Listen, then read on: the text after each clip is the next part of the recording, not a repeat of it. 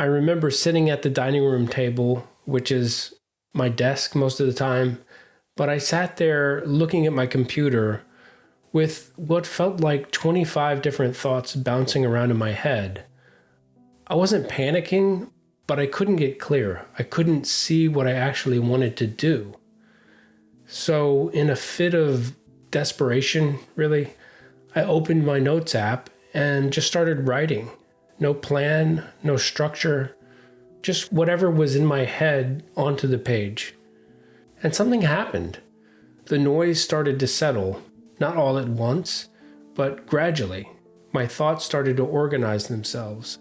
And somewhere in that, I found something I hadn't expected. Clarity, direction, and most importantly, a narrative. Not just about what I was working on, but about where I was going. That was the beginning of a practice that eventually led me here, to this show. This episode only exists because of all the writing I did to discover it, because of the story that emerged about what I wanted to make and why. And that's what I want to talk about today. Not writing exactly, but the story you're trying to tell and the tool that helps you find it.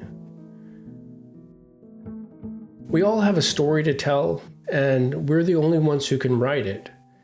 And I can hear what you're thinking right now. Not really, that would be weird. But I'll guess that you're thinking, dude, I'm not a writer. Here's the thing, writing and being a writer are two different things. Being a writer, that's a craft. It takes years of practice, dedication, a commitment to the work. I have enormous respect for that. But that's not what I'm talking about. I'm talking about writing as a tool for finding your story. The same way I can pick up a hammer without being a carpenter. I can't build anything, really, but I know what a hammer does, and I can use one when I need to. Writing is kind of like that. You don't need to be a writer to use it. You just need to know how it works. I should back up a little. Before I was a musician, I was actually on a path to being a writer. My high school English teacher lit a fire under me, and I started writing short stories for fun. Extracurricular writing, can you imagine? My parents even sent me to summer writing camps. And then I got a drum set, and the short stories stopped. I kept writing, but it was functional stuff, like website copy and grant applications, practical things when I needed to. It's useful to be able to do that, but it's not the same thing. It wasn't until years later, going through some personal struggles, which I won't bore you with, that I started writing again, journaling, just to process what I was feeling, and that's when something clicked for me. I'd be writing about whatever was weighing on me, and after a while, I'd find myself writing about what I wanted to do creatively, what I was curious about, what I wished existed. The journaling opened a door for me that I didn't know was there. Because here's what I discovered. I wasn't just processing feelings, I was finding my story, what I actually cared about, what I wanted to say, and who I wanted to say it to. It led to essays, which I eventually got up the nerve to publish. And then I thought, what if these could be a podcast? And here we are. This show exists because I wrote my way to it. That's not a metaphor, that's just what happened. But what's actually going on when writing helps you think? There's a psychologist at the University of Texas named James Pennebaker who has been studying expressive writing since the 1980s. He found that writing for just 15 minutes a day over 4 consecutive days measurably reduced anxiety, depression, and symptoms of PTSD. Across more than 100 studies, the results held up. But here's the piece I find most interesting for us as creatives. One of his studies was called Forming a Story, the Health Benefits of Narrative.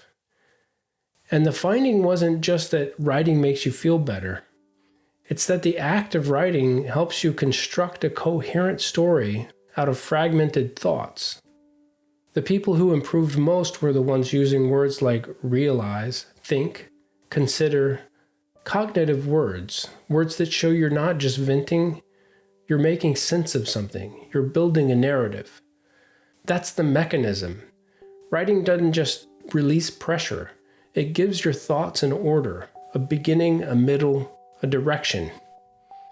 And that order is where clarity lives. It's where your story comes into focus. There's a book I've been reading called Primal Intelligence by Angus Fletcher that goes even deeper into this.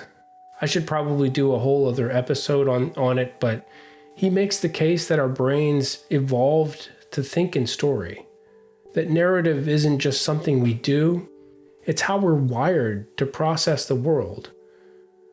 Writing taps directly into that. It gives your brain the structure it's already looking for.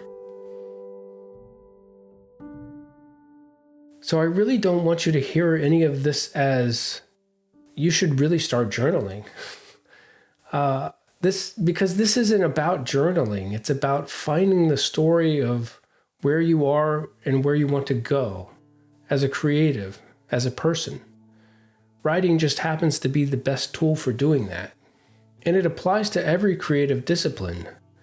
As an example, a few weeks ago, I started getting really into the looping capabilities in Logic Pro.